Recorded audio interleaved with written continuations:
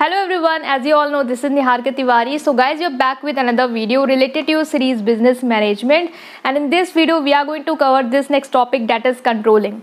Right, in this video we are going to discuss about its meaning and then features. So controlling क्या होता है, उसकी meaning और features को discuss करेंगे एंड कोई भी डाउट होगा उसे आप कमेंट सेक्शन में पूछ सकते हैं। इससे पहले वाले पार्ट्स में मैंने पूरा जो टॉपिक है वो कवर कर रखा है, प्लानिंग को लेके, ऑर्गेनाइजिंग को लेके, डायरेक्टिंग को लेके एंड योर स्टाफिंग को लेके। इसके सारे सब पार्ट इंपॉर्टेंट कॉन्सेप्ट जो भी है सारे कवर किए हैं। नहीं देखे तो आप चैनल की प्लेलिस्ट में जाकर उसे चेकआउट कर सकते हैं। इस वीडियो को लास्ट तक देखेंगे और अगर आपको वीडियो पसंद आएगी देन आप चैनल को सब्सक्राइब करेंगे और वीडियो को लाइक करेंगे और अपने फ्रेंड्स के साथ इसको शेयर करेंगे। Right, so without any further delay let's start this video.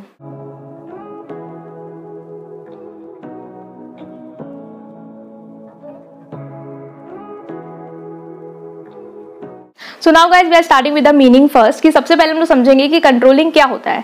जैसे हम लोगों ने देखा कि मैनेजमेंट के बहुत सारे फंक्शन होते हैं, लाइक आपका सबसे पहले होता है प्लानिंग होता है, उसके बाद चीज़ों को ऑर्गेनाइज करते हैं, देन स्टाफिंग होता है, देन डायरेक्टिंग और जो लास्ट आता है वो आता है आपका कंट्रोलिंग।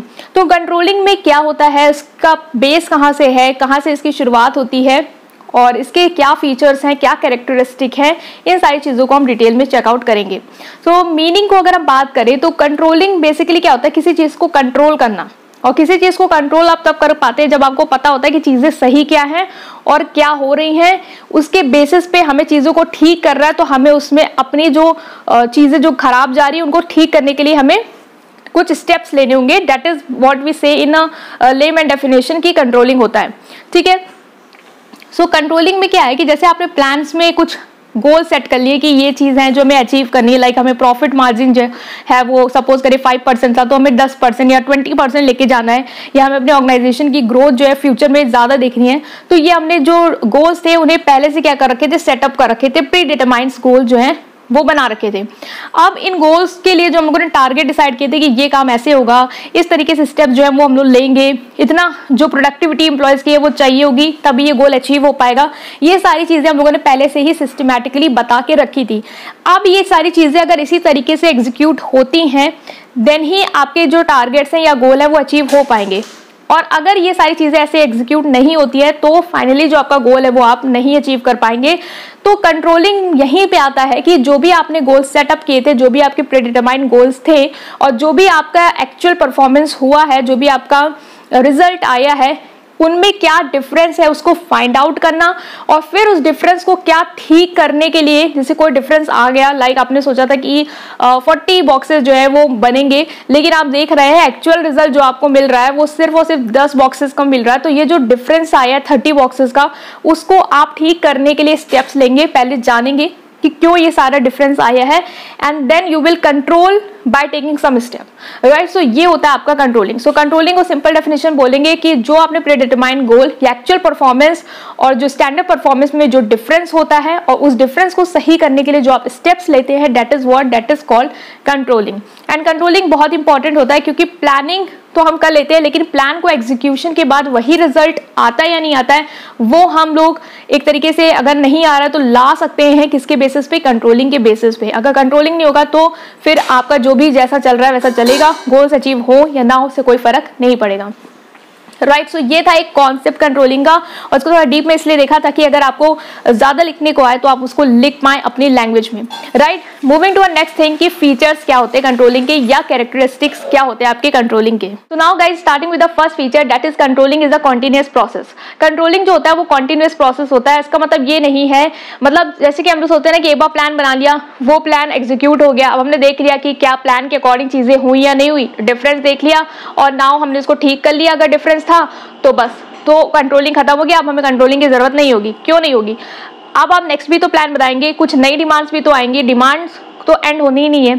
एक बार आपने देखा कि 10% का प्रॉफिट मार्जिन आपको अचीव हो गया तो आपको लगा अब हम इससे ज़्यादा भी अचीव कर सकते हैं, तो आप उसके लिए प्लान बनाएंगे, तो उसके लिए स्टेप्स लेंगे। तो controlling is a continuous process, ये होता रहता है हर टाइम। जैसे आपने प्लान बनाया उसको आपको कंट्रोल करना होगा and then next plan, then next controlling, so it is a continuous process. Next is controlling is looking back. Controlling is looking back क्यों, बिकॉज हम लोग पास्ट में क्या हुआ, जो भी हमने क्या किया, क्या हमारी परफॉर्मेंस आई, उसके बेसिस पे ही हम चीज़ों को सही करने की कोशिश करते हैं। तो हम लोग पीछे जाके देख देखते हैं कि जो रिजल्ट आया उसका रीजन क्या है, क्या पीछे गड़बड़ हुई है, क्या पीछे प्रॉब्लम आई है, उनको ही ठीक करने के लिए हम लोग करेक्टिव स्टेप्स लेते हैं। सो इट इज लुकिंग बैक, क्योंकि हम लोग पास्ट के एक्शन को एनालाइज करते हैं, पास्ट की शॉर्टकमिंग्स को देखते हैं और उसके बेसिस पे उन्हें ठीक करने की हम लोग कोशिश करते हैं। Next is controlling is forward looking. जैसे कि हमने पहले बताया कि कंट्रोलिंग जो है वो बैकवर्ड लुकिंग है, मतलब हम पीछे भी देखते हैं, इसी तरह हम कंट्रोलिंग में फॉरवर्ड लुकिंग भी देखते हैं। पास्ट परफॉर्मेंस को एनालाइज करने के बाद हमारा यही नहीं होता कि हम लोग पास्ट में ही रह जाएं कि अगर अच्छा नहीं हुआ तो हम लोग उसको लेके बैठ के रोए, बल्कि हम करेक्टिव एक्शन लेते हैं, प्रिवेंटिव मेजर्स लेते हैं, ताकि वो जो चीजें पास्ट में गलत हुई वो सारी चीजें अब फ्यूचर में रॉन्ग ना हो, फ्यूचर हमारा ब्राइट हो, फ्यूचर में हमारी चीजें जो है वो मीट अप हो एज पर हमारा एक्चुअल परफॉर्मेंस, मतलब जो हमने स्टैंडर्ड सेट किया है और जो हमारे एक्चुअल परफॉर्मेंस वो दोनों बिल्कुल सेम आए।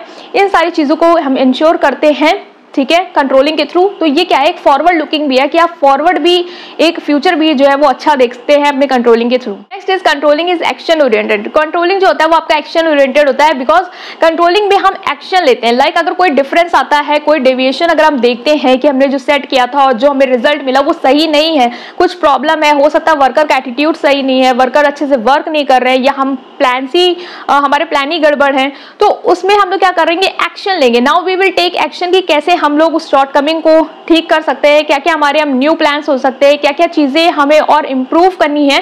तो यहाँ पे अब आप क्या करेंगे, एक्शन लेंगे। So this is action oriented process. Next और last is controlling is pervasive function. Pervasive function होता है controlling. By pervasive function, because controlling जो है वो सिर्फ लोअर लेवल में इंश्योर नहीं करनी होती है। सिर्फ आप लोअर लेवल के वर्कर का ही नहीं देखते कि उनकी परफॉर्मेंस जो एक्चुअल थी और जो पहले सेट किया था वो मैच हो रहा है या नहीं हो रहा, बल्कि आप टॉप लेवल में भी ये सारी चीजें लाते हैं। टॉप लेवल की भी चीजों को आप देखते हैं कि इन्होंने जो भी प्लान्स बनाए हैं वो क्या, उसमें क्या गड़बड़ रहेगी कंट्रोलिंग में और उसको कैसे ठीक कर सकते हैं हम अपने फ्यूचर में, राइट। इसी तरीके से मिडिल लेवल में भी आप डील करते हैं। So controlling is a pervasive function. सिर्फ एक ही लेवल तक लिमिटेड नहीं है, बल्कि ओवरऑल ऑर्गेनाइजेशन में ये जो है वो वर्क करता है, राइट। सो इस वीडियो में हमने डिस्कस किया है कि क्या होती है कंट्रोलिंग, क्या है उसकी मीनिंग और क्या है उसके कैरेक्टरिस्टिक। स्टिल कोई भी डाउट है तो आप कमेंट सेक्शन में पूछ सकते हैं। और अगर आपको वीडियो पसंद आई है then please press like button and subscribe to my channel. Thank you.